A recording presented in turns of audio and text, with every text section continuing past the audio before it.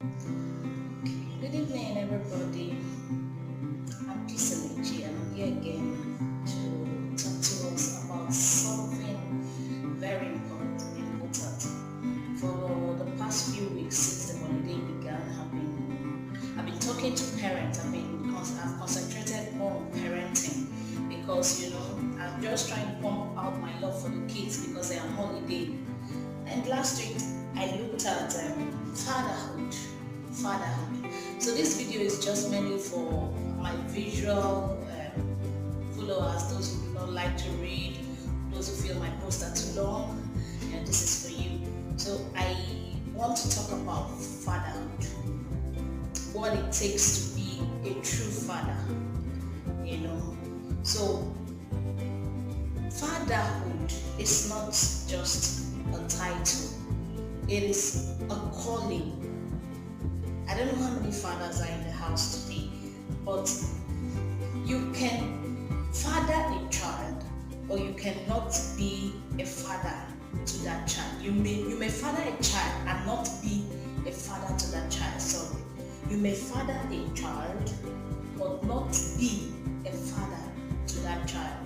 How do I mean? We have so many men who have become fathers maybe without planning it, or they sleep with everything in skate on, and then somebody gets pregnant for them. They just become a father by chance. Then they're not ready for it. They're not ready for being a father to that child. Then we have this set of people that are tagged baby daddies and find them among celebrities. You know what I'm talking about. Find them among them. Those ones are not around to father that child. But we have the sets too that are just the ATM cards for the women. Where a woman will use a child to hold on to a man, and then the man is just there providing for the baby or providing for the child, pays the school fees, takes care of the child's well-being and even the mother's well-being. Some women have used that to hold on to a man's what do they call it? Man's money and wealth. But that doesn't really make that person, that man, a father to that child. It's practically a sperm donor or something. I don't know how to put it, but it's what it is. That's the difference. Now we want to look at father. What does it mean to be a father?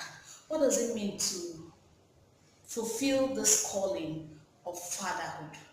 In my post, I looked at 4 different categories of father. I looked at the absentee father, the passive fathers, the aggressive fathers, and then the participatory and active fathers. Now I'm going to explain these 4 categories of fathers. Then if you are a father in the house and you're watching me, you would know which portrait you fit into. Some of the fathers combine some of those portraits. So I'm just going to talk about the different categories, the different types of fathers that we have. I'm going to start with the one I call the absentee father. The absentee father. Now, from the name, it depicts that the father is not always around. This is the never around, always absent kind of father. We find this set of father, this category of fathers in the top-notch leadership positions, like the GOs, the president, the political, how do I put it now? The political people, the politicians, those kind of, they're never around. They're always busy going from one meeting to the other. They're always in the office serving people and forgetting to serve their children. Not because they don't want to serve their children, or not because they don't want to be there for their children, but they get so busy, get carried away that their life is centered around their careers, their position, their offices. Some people are managers, some of them are human resource managers, some of them are managers in top companies and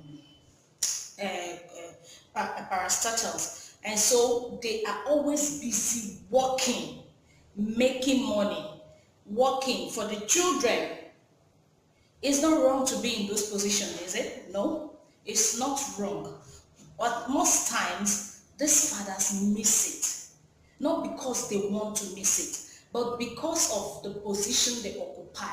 They forget the very major important thing. Now, can you be in that position and still be and not be an absentee father? Yes, you can be in that position and not be an absentee father. You can be there and still be there for your children. You can be in that position and still reach out to your children and still touch your children. Now, in my post, I talked about my dad for a while. My dad was a businessman. God rest his soul. He was a businessman, an international. Like I say, my dad was a businessman, always traveling, always on the road. But even at that, while he's away, he will call. Then it was landline. He will always call on a daily basis, or most time thrice a week when we are around, and he will talk to us one by one. He had these pet names for us. We were girls just then, and we were just girls then. So he had special names for all of his girls before he would finally talk to my mom and dad. And then we connected to him that way. We connected with him that way. When he's coming back, we knew he was coming back. And when he's back home, we knew he was home. Some of these absentee fathers, when they are around, they still bring back work load home. I knew of this lady that told me in confidence that all her 4 children were born, they were weekend children, according to her.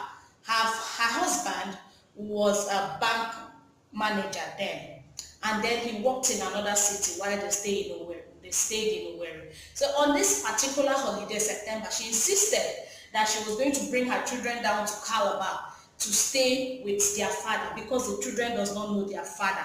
That he was always coming back on weekends, not every weekend, maybe twice in a month or once in a month. Whenever he feels like it, he will just come back, and those children would just know him for Saturday and Sunday, Friday and Saturday, and the Friday he's coming back very late, and on Sunday he has picked his bag again and he's gone.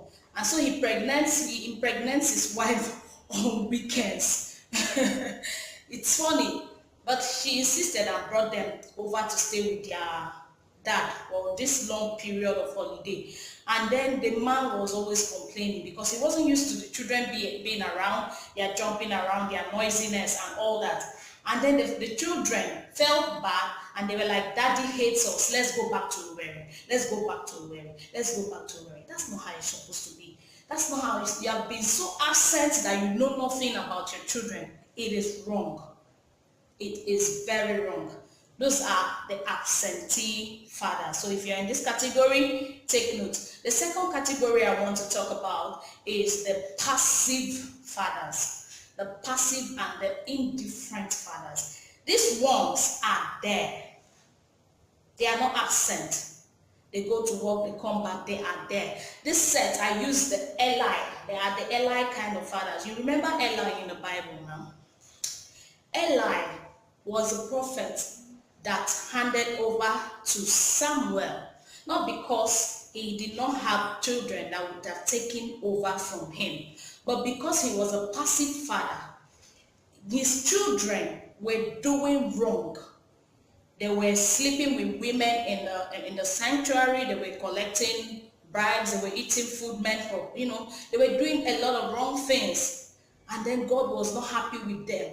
Eli knew that they were living wrong. They were not doing right. But he could not open up his mouth to caution them. He could not stop them. He could not, discipline them. And so, because of that one mistake, the priesthood was taken away from his family and given to Samuel. Samuel wasn't supposed to be a priest. Although he was educated, God had to prepare him because he had seen the future. But Eli missed it. And the reward of his mistake. He died alongside with his children. On the day his 2 sons, Hophni and Phinehas, died, that was the day Eli died, out of heartbreak. How can he lose his 2 sons on the same day? But he missed it. He never cautioned them more. And this cautioning is not when your children become teenagers. That's when you start cautioning them or start discipline, enforcing discipline and enforcing your rights. No, you've missed it. You start from babyhood, from childhood. Ask me, when is the right time to start disciplining a child? When the child is, do you know that children from the age of 1, they know what is right or wrong, even without being, without telling them, just, they read those things. I don't know, but God has made it in such a way that if a child pours water and you scold him the first time, the second time he does it, he will know it is wrong. I don't know if we are following. But we need to start that discipline from childhood. Don't wait till your children are adults before you want to enforce your rights as a father on them. Don't be a passive father. Don't just be there and allow them do wrong things, and you are like, he's just a child, or he's just a child, and he's growing and he's being misled. He's going away from the path of righteousness, and you cannot bring him back. When it's too late, it is too late. So passive fathers are just there. They are not doing anything. They are the ones that say, the child is too small to be spanked. The child is too small to know these things, the right from the wrong. The child is too small to be told these things. No. Don't be an ally. Don't be an ally, or you pay for it dearly like Eli paid. Now let's go to the third set of fathers. The third set of fathers are the aggressive fathers, the overbearing fathers, the abusive fathers. Let me use the common term, the abusive fathers. We know this kind of fathers, the overbearing fathers that when their children see them, they scamper, they run away, they hide. Fathers that come into an atmosphere, a once cheerful, sharing atmosphere, happy atmosphere, and then there is tension. Once they come in, there's tension, everyone is silent, every place is as a graveyard. You know those kinds of fathers now, that you will be watching TV and you hear his horn. Race, daddy is back, and you are running. It shouldn't be like that. If your children are scared of you, if your children are always running away from you, they can't come and hug you, they can't tell you anything, then you are a bully daddy. That's the name I gave to them. You're a bully daddy, that they will see you pose a threat to your children. They cannot stand before you and speak boldly. They can't look at you face to face. They can't look at your eyeballs. Then you are a bully daddy. You're not supposed to be that kind of father that your children will see and run away. And then we have this set of fathers that are very overbearing. They make the choice for you. To the university level, they want you to be a doctor because their great grandfather was a doctor. His father was a doctor. He is a doctor, and then he wants to enforce that. You know those kinds of fathers now. They want to take every decision, even when you have become an adult, even to the stage of marriage. They want to be there. Overbearing. So, excuse me. We have those ones that are abusive. And I wrote in my post of this guy, or this little boy. I don't know what he did. I can't even remember. But the way the father treated him, he was treated like a criminal. He was placed on the ceiling fan, head down, and the fan was on for 3 days, and he did not eat for 3 days. What kind of father would do that to his son? That's bad. And we see fathers who are so abusive that you will pick a small child of 3 years old who has done maybe something little that you're supposed to discipline as a child, and you smash his head up against the wall. What kind of father are you? That you become a terror to your children. At the sound of your voice, they are trembling. It's not supposed to be. It's supposed to be a loving, caring father. Even if you enforce discipline, it should not be that way, that you wear gloves and fight with your child as if you are of the same age. No. Don't be an abusive father. Yes, we know about abusive fathers, maybe in advanced settings. Even in Nigeria, it happens where abusive fathers abuse their young girls. Pedophiles up and down.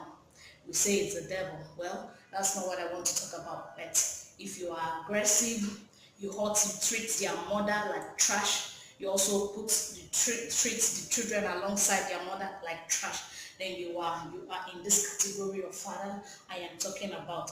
This is not the fathers that God wants for his children.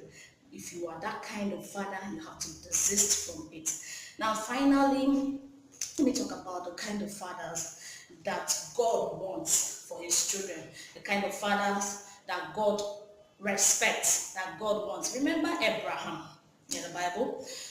Before ever Isaac came into the picture, God said something about Abraham, like vouching for him, like beating his hand upon his chest and saying, I know Abraham, for he will teach his children my ways. I'm paraphrasing it now. He will teach his children to follow me, and then he shall reap his reward for that. Now, why would God say that about Abraham? Because he had seen the traits of a good father in Abraham. He has seen the fatherly traits, the calling of being a father. No wonder, little wonder he said Abraham was going to be a father of many nations. Are we following? Now, this particular set of father, I call them the active and the participatory fathers. They are not absent, they are not passive.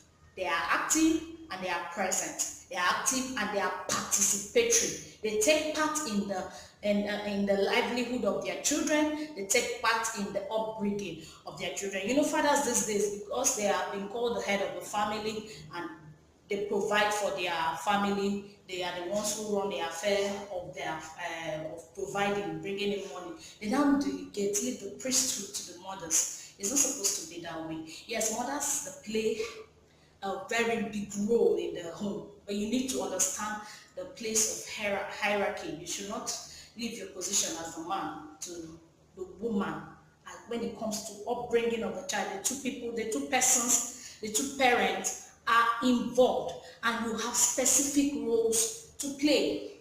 Now, the sets of father are active.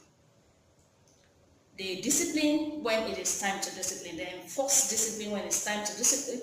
I would do a video specifically for discipline because in this time and age, a lot has been happening. No spanking, no beating of a child. I will do a video.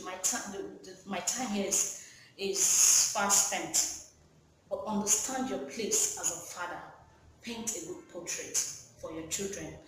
Will your children arise one day and call you blessed like they will call their mother? You know, children are so close to their mothers. They are so particular. There's this bond between a child and the mother. It can still happen between a father and a son. In Africa, where I come from, in Nigeria, you rarely see fathers who peck or kiss their young sons on their forehead. You rarely see fathers who hug their young teenage sons. That bond is not there. That's what I'm particular about, that friendship between father and son. You rarely see it. You see sons treating their fathers as a boss. Yes, sir, yes, sir, yes.